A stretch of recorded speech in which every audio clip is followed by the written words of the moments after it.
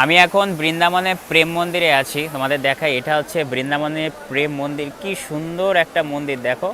আর এই প্রেম মন্দিরের এই সাইডে মানে সোজা বরাবর তোমাদের একটা জিনিস দেখায়। এই দেখো আমাদের ভগবান শ্রীকৃষ্ণ তার নিজের কেনি আঙ্গুলে বলতে পারো তোমার পুরো গোবর্ধন পর্বতটাকে তুলে ধরেছে।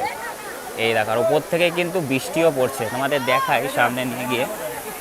এই দেখো কি সুন্দর লাগছে দেখতে, হেভি সুন্দর লাগছে। কিন্তু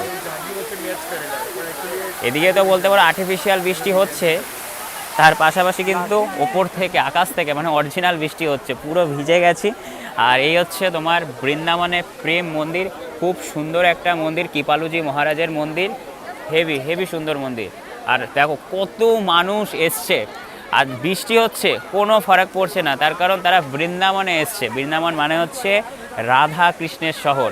আর আমি আছি এখন এই মুহূর্তে বৃন্দাবনের প্রেম মন্দিরে। তো তোমরা যদি কখনো বৃন্দাবন আসো, অবশ্যই বৃন্দাবনের প্রেম মন্দিরটা দর্শন করে যেও।